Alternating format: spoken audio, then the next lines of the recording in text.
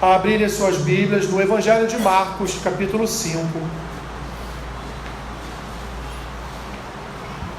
Marcos, capítulo 5.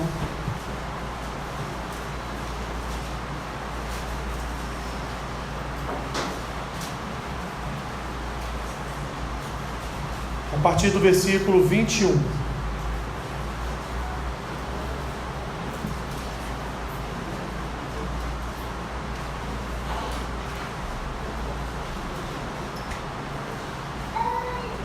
Marcos capítulo 5, versículo 21.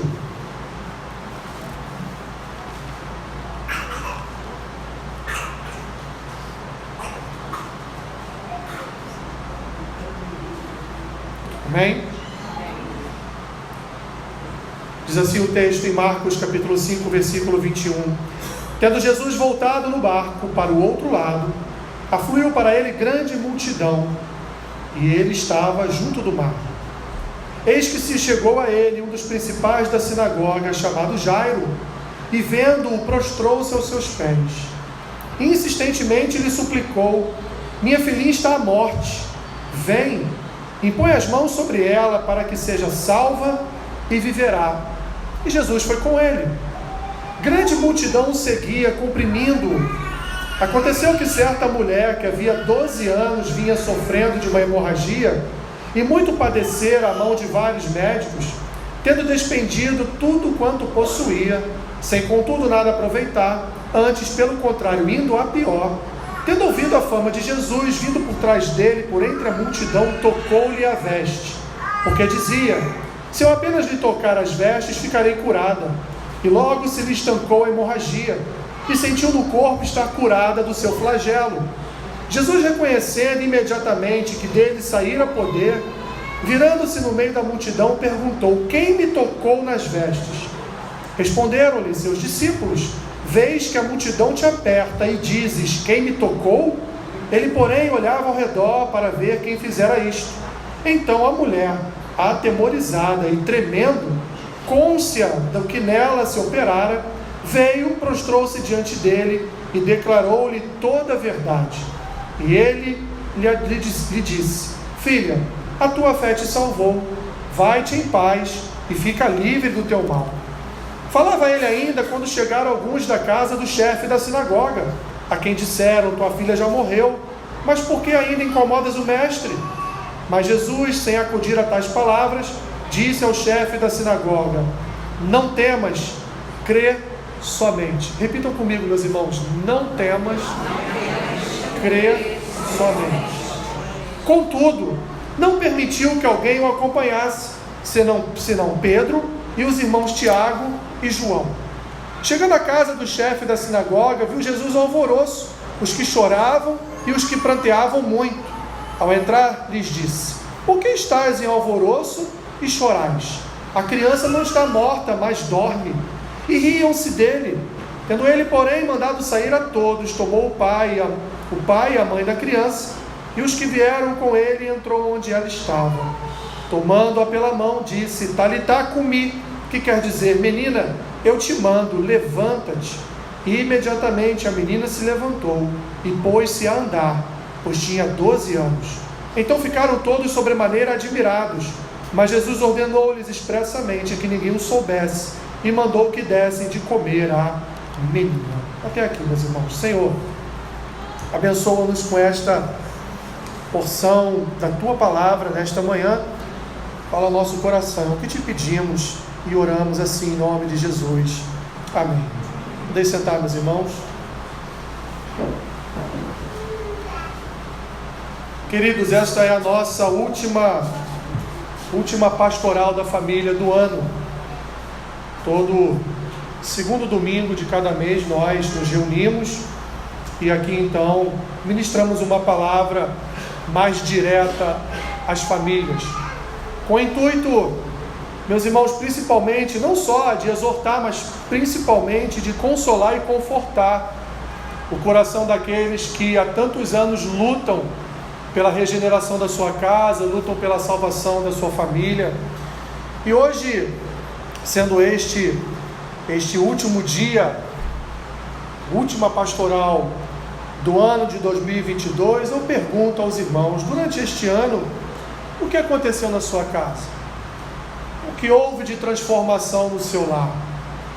Você pode chegar no final do ano e dizer: Senhor, creio que o Senhor respondeu algumas das minhas orações. Alguma coisa melhorou ou, no pior dos cenários aí, alguma coisa piorou? Alguma coisa, ao invés de progredir, regrediu? São perguntas, meus irmãos, que nós devemos fazer todo fim de ano, pois nós passamos todo ano, de segunda a segunda, de pastoral da família em pastoral da família, de relógio de oração em relógio de oração, sempre colocando as famílias desta igreja em oração, sempre buscando no Senhor o seu cuidado para com a nossa casa, sempre buscando no Senhor a sua salvação, pois como o próprio Evangelho de Mateus nos diz, no capítulo 1, versículo 18, Jesus nasceu para salvar os perdidos, Jesus nasceu para salvar os pecadores, Jesus nasceu para livrar os pecadores dos seus pecados. Assim as Escrituras nos ensinam. Se nós fôssemos aqui andar por toda a palavra, veríamos, meus irmãos, em cada momento, Deus falando às famílias, Deus falando à nação, Deus falando ao seu povo, Deus reunindo famílias para servi-lo, para adorá-lo. E por isso, meus irmãos, que a cada dia a nossa confiança deve aumentar, o nosso coração deve ser consolado pelo Espírito, mas deve ser também revigorado pelo Espírito, na esperança de que aqueles que ainda se encontram perdidos em nossa casa serão achados e encontrados pelo Senhor Jesus. Essa é a fé que deve reverberar em nosso coração, essa é a fé que deve iluminar a nossa esperança, essa é a fé, meus irmãos, que deve fortalecer o consolo que há no nosso coração, porque enquanto os nossos olhos estiverem abertos, enquanto estivermos respirando nesta terra, nós devemos ter no nosso coração a esperança de que toda a nossa casa servirá ao Senhor. Mas nós precisamos olhar alguns aspectos, meus irmãos, do que tem acontecido, não só com a nossa casa, mas do que tem acontecido também com a nossa vida em relação à nossa casa. Infelizmente, muitos pelo caminho se perdem, muitos desistem de perseverar em oração, muitos desistem de permanecer firmes nesta aliança, nesta oração, nesta firmeza que a palavra nos traz, que a palavra nos convida a crer.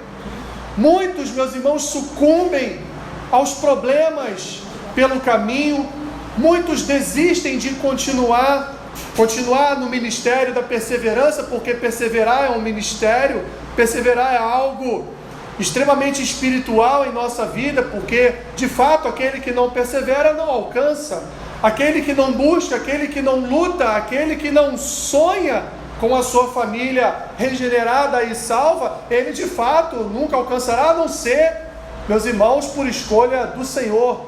Isso é um fato, isso é uma verdade. Muitos, meus irmãos, até mesmo se afastam da igreja, muitos até mesmo deixam de vir naqueles cultos mais específicos para a família, pois bate um desânimo, de fato, bate às vezes até mesmo um desespero em seus corações, porque parece que quanto mais estão ali nos cultos da família, quanto mais dobram os seus joelhos todas as segundas-feiras, orando pelo seu filho, orando por sua filha, orando pelo seu marido, orando por sua esposa, parece que a situação só piora. Parece que a coisa não progride, parece que a coisa não anda para frente, parece que as orações não estão adiantando, parece que o clamor não está chegando a Deus, parece, meus irmãos, que a nossa intercessão não passa do teto da igreja, não passa do teto dos nossos quartos ou da sala, onde quer que você ore na sua casa. Mas eu quero dizer para vocês, nesta manhã, eu quero aqui usar um exemplo, meus irmãos, de um homem que poderia buscar ajuda em qualquer lugar em Israel. Um homem que era, como diz o texto aqui, ele era chefe da sinagoga, ele era ali um dos maiorais da sinagoga, ele tinha todos os melhores médicos à sua disposição em Israel. Ele tinha, aliás, todas as melhores orações à sua disposição, porque afinal de contas, ele fazia parte ali do conselho dos sacerdotes, ele fazia parte do conselho das sinagogas. Ele era um homem que conhecia ao Senhor, era um homem letrado nas escrituras, era um homem que conhecia a lei, era um homem que conhecia os profetas, era um homem, portanto, meus irmãos, que tinha um compromisso com o Senhor. E este homem, portanto, ele estava cercado de tudo aquilo que poderia ser oferecido a ele, para que a sua filha vencesse aquela enfermidade e ficasse ali curada, ou viesse a ser restaurada daquela enfermidade e não viesse à morte, como o texto aqui nos apresenta. Mas aquele homem, o maioral, aquele homem que tinha um certo poder em suas mãos, aquele homem que poderia reunir toda uma sinagoga em oração e jejum pela vida da sua filha, o que ele faz? Ele vai procurar, meus irmãos, vai procurar aquele que para ele, apesar dele ouvir falar, para ele pessoalmente era um ilustre desconhecido. Era um homem com o qual ele nunca havia tido contato, porque o texto em nenhum momento fala que Jairo seguia Jesus, que Jairo era amigo de Jesus, que Jairo era um daqueles que onde Jesus ia, ele ia atrás. Em nenhum momento o texto nos fala isso. O texto nos diz, já nos apresenta um homem poderoso em Israel, um religioso poderoso em Israel, que ele tinha tudo para ir atrás de qualquer outra pessoa, mas ele encontrou em Jesus aquele que seria o único capaz de salvar a sua filha. Mas o que acontece aqui, meus irmãos, é algo curioso. Eu fiz questão de ler todo o texto para que viéssemos a entender o que aconteceu. Jesus, ele estava ali no meio de uma grande multidão. Ele recebe Jairo diante de si, ouve a proposta de Jairo, houve o pedido de socorro de Jairo, e o texto nos diz no versículo 24 que Jesus foi com ele. É como se Jesus tivesse pegado na mão de Jairo ali: vamos lá, Jairo, vamos até a tua casa lá para ver o que está acontecendo com a sua filha. Só que no meio do caminho, apertado, conduzido por toda a multidão, ele meio que se separa de Jairo. Então ali surge um outro pedido de socorro a Jesus. Uma mulher que o texto nos diz que já havia gasto muito dinheiro tentando o que? A sua cura. Quando ela não viu mais nenhum outro método em que ela pudesse ser curada dessa sua hemorragia, que já durava 12 anos, ela encontrou em quem? No Messias, no Jesus, alguém que também não era amigo dela, ela não tinha contato com ele, ela não tinha relacionamento com ele, e talvez fosse ali a única vez que ela estivesse vendo Jesus diante dela. Ela falou: agora é minha chance. E o texto diz, ela toca nas vestes de Jesus, Jesus sente sair dele ali uma cura, e ele diz: quem me tocou? E os seus próprios discípulos dizem: mestre, o senhor está de brincadeira, né? Centenas, dezenas de pessoas aqui ao seu lado, te tocando, te apertando, te empurrando de um lado para o outro, e o senhor quer que a gente saiba quem tocou a sua veste? Então ela, já curada, porque ela sentiu no seu corpo a cura, ela se apresenta e fala com Jesus: olha, fui eu fui curada. Tudo isso, meus irmãos, num período de tempo que nós não sabemos quantos minutos isso durou, não sabemos nem mesmo se durou algumas horas. O texto não nos apresenta esse lapso de tempo, mas o texto nos apresenta o seguinte: uma pessoa buscou a Jesus e ele a atendeu num primeiro momento, mas ele atendeu uma segunda pessoa num segundo momento, e aquele primeiro pedido ficou ali. A gente chama na justiça de embargos de gaveta. O processo foi para a gaveta e ficou ali em processo de espera.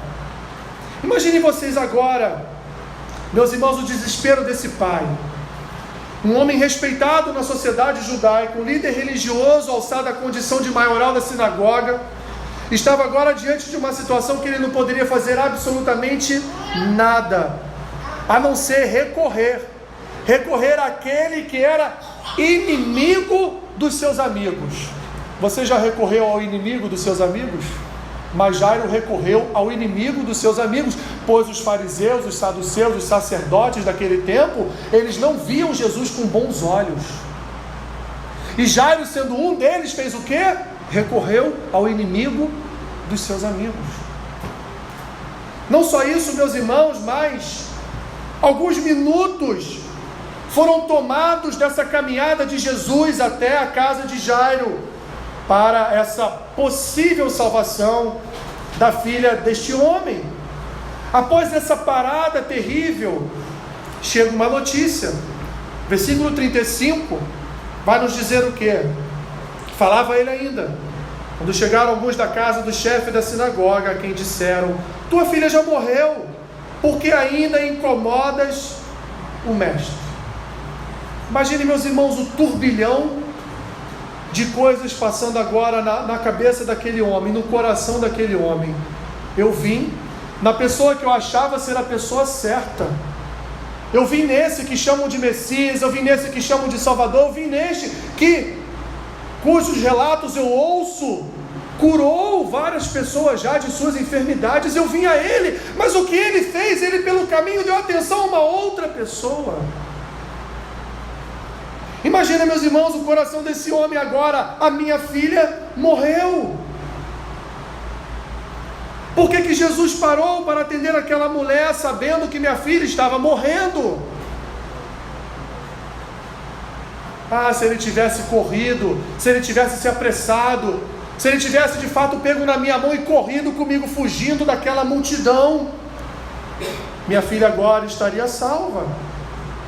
Pensamentos, meus irmãos, muito comuns, que poderiam estar passando na cabeça de Jairo, como muitas vezes passam na nossa cabeça. Por que, Senhor? Porque eu oro tantos anos na minha vida, e a Tua graça ainda não alcançou por completo a minha casa. Por que, Senhor, eu jejuo? Por que, Senhor, eu estou na igreja de domingo após domingo? Por que, Senhor, eu prego a minha palavra em casa? Eu dobro os meus joelhos lá quando meu filho está dormindo no quarto dele, para não incomodá-lo. Eu dobro meus joelhos até na porta do quarto dele e oro por ele. Por que, Senhor, que até este momento o meu filho não foi salvo, o meu marido não foi resgatado? Por que, Senhor, eu não estou vendo até este momento um agir da Tua mão sobre a minha vida, sobre a minha casa, sobre a minha família? Mas Jesus, meus irmãos, Jesus, já antes que esse sentimento tomasse o coração de Jairo, Jesus diz o que para ele no versículo 36? Não temas, crê somente. Eu quero dizer uma coisa a vocês nesta manhã, meus irmãos. A salvação ainda pode não ter chegado por completo na sua casa. Provavelmente porque Jesus, nesse tempo, ou nesse momento, ou nesse lapso de tempo, Ele pode estar curando uma mulher com fluxo de sangue. A salvação ainda não pode ter chegado na sua casa, não porque Jesus está distraído, ou está ocupado, mas porque, meus irmãos, Ele sabe o que Ele vai fazer na sua casa daqui a um tempo.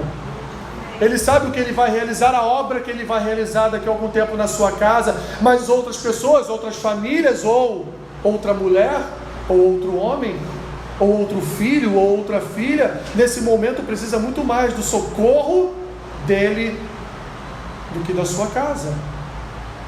Porque Ele sabe que aquele que está morto na sua casa, daqui a alguns minutos, daqui a algum tempo, ele vai ressuscitar.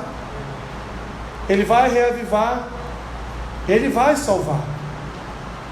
A palavra de Jesus para Jairo foi a mesma palavra de Jesus para Paulo.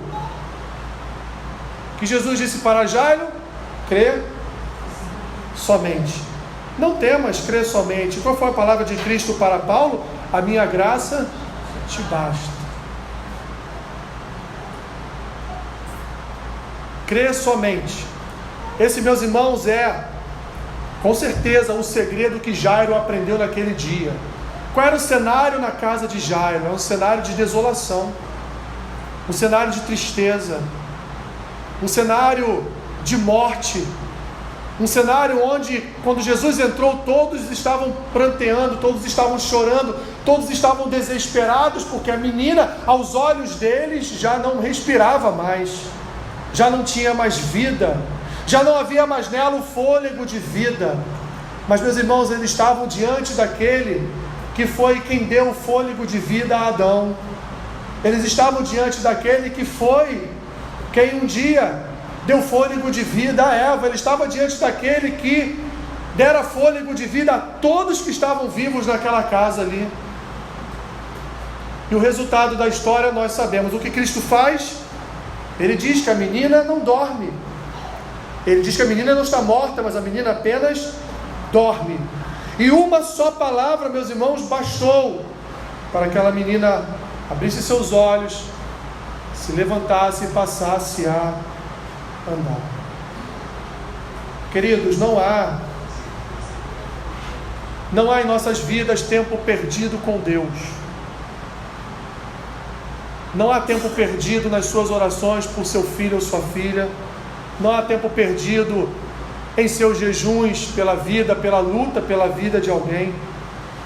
Não há, meus irmãos, tempo perdido quando nós, domingo após domingo, nos sentamos no banco da igreja e ouvimos a palavra, porque é a palavra que vai nos dar este vigor, é a palavra que vai nos consolar, é a palavra que vai reavivar a esperança do nosso coração, de que por mais que esteja demorando, a vida vai chegar à nossa casa.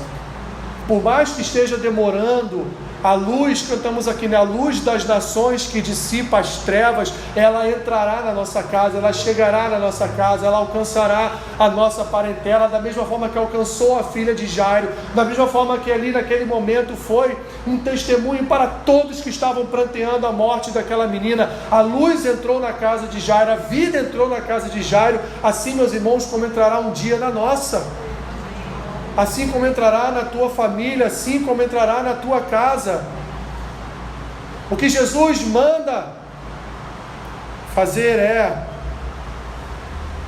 não temer e crer somente.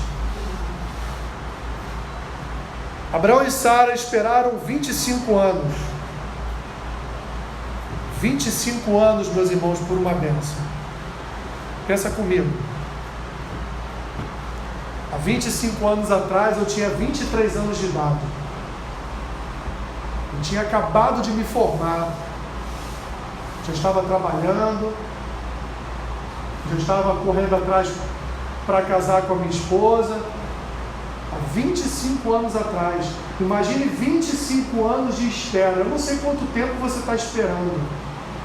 Eu não sei quantos anos você tem orado. Não sei quantos litros de lágrimas você já derramou por sua família, por sua casa. Mas há uma promessa para nós, meus irmãos. E a promessa é: não temas, crê somente. Creia, meus irmãos, creia.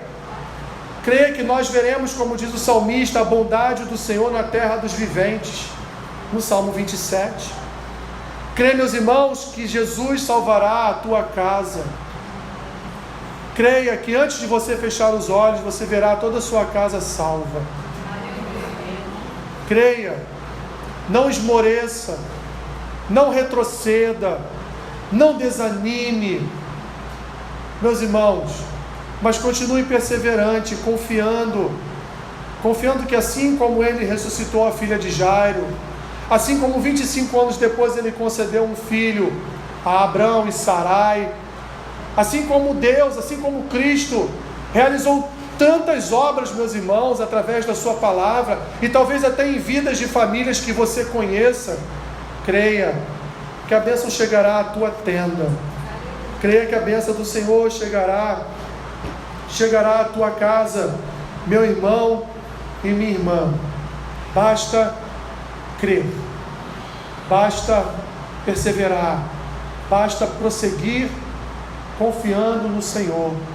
Não importa se neste momento Ele está curando alguma mulher do fluxo de sangue.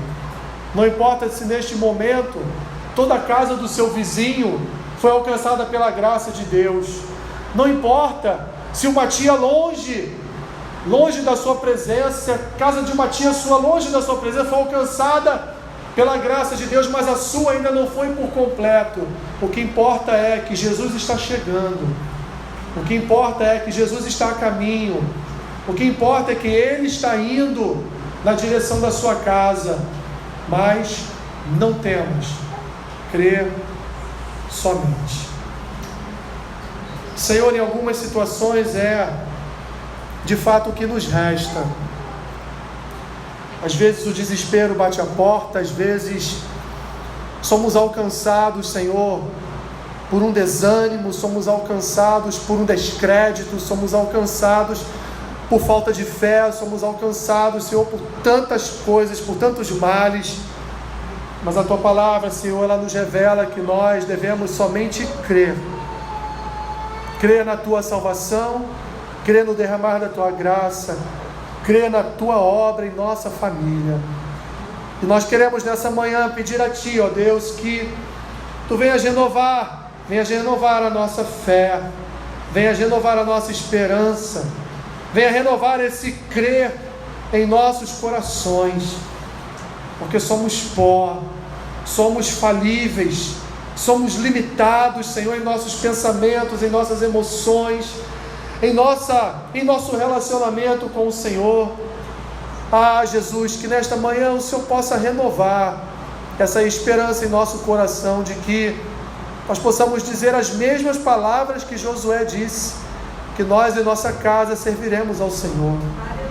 Alcança, Pai, estas famílias, alcança estas vidas, alcança, Senhor, aquele que está perdido, alcança aquele que está longe da Tua presença, assim como o Senhor fez com a filha de Jairo, Senhor, que Tu venhas a ressuscitar aquele que se encontra morto em nossa casa, aquele que se encontra sem vida, aquele que já está até mesmo sem respirar, que o Senhor venha soprar o Teu fôlego de vida, Senhor, neste corpo, que o Senhor venha soprar do Teu Espírito neste coração, Senhor.